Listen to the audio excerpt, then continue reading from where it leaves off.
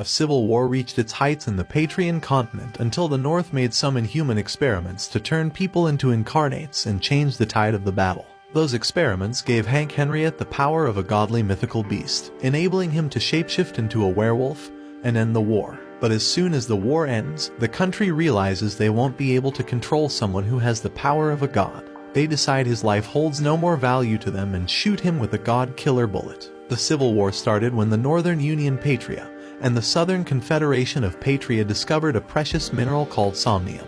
The Norths were on the losing side until they started using somnium to create the incarnates. Incarnates are the product born from the research of one individual called Elaine, and soon they were used on the battlefield, dominating the South with their monstrous strength and powers. The North started winning every single skirmish, but something unexpected happened. One of their comrades, Abby the Hydra, starts killing his fellow comrades. Hank, who became the captain of the Incarnates, tries to stop the Snake Man.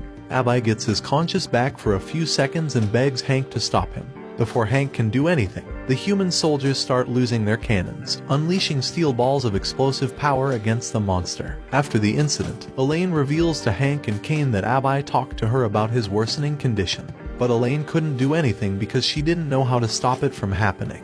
She explains that Abby incarnate powers were starting to take over him, turning him into a true beast. Hank then gives everyone a speech. He tells they aren't true beasts, they're still human. He reveals what happened to Abby might also happen to them, and before they completely lose their sanity, they, as incarnates themselves, should be put down by their own.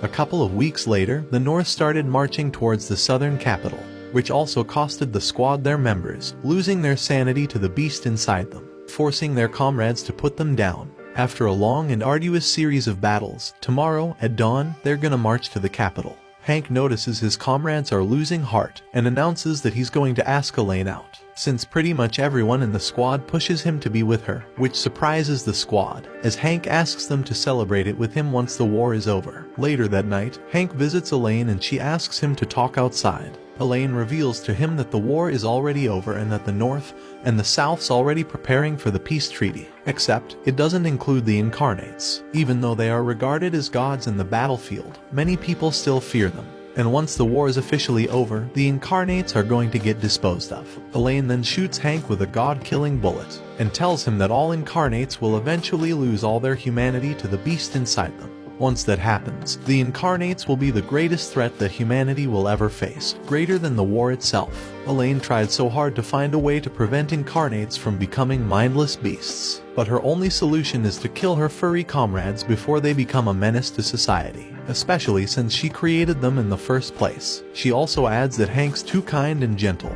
He'll try to stop her, so she has to kill him first before going after the remaining Incarnates. With her is their childhood friend, Kane Madhouse. The two plan to kill the squad tonight, but then something happens. Kane betrays Elaine and shoots her. As Hank's vision fades, he sees Kane laughing before finally losing his consciousness. 2 months later, Hank wakes up in the military hospital. Second Lieutenant Lisa Runcastle tells him that the war is over, the Incarnate squad disbanded, and most of them became insane and was sent off by Kane to go wherever they want.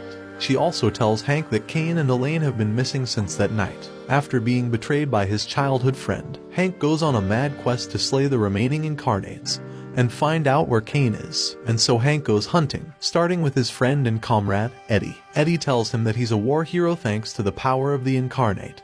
But Hank tells him that Incarnates don't have a place in this world, especially if they're going insane and killing people. Hank throws his spear and detonates the bomb attached to it, killing Eddie. A few days later, Hank visits William Bancroft's town to kill him. William Bancroft returns to his town in his dragon form.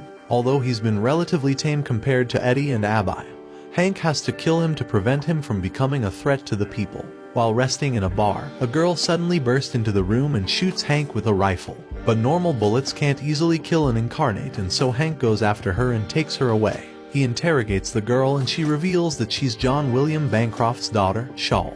However, Hank's got someone in mind, Danny, another Incarnate in town, who is his target. He tells Shawl to stay put and goes to confront Danny. Hank faces Danny and tells him of his crimes, which are looting merchants on the roads and pillaging their wagons. Hank asks Danny if he can still remember the oath they swore back then, but Shawl interrupts them and goes between them, trying to stop Hank from killing Danny. Danny transforms into a rhino-like beast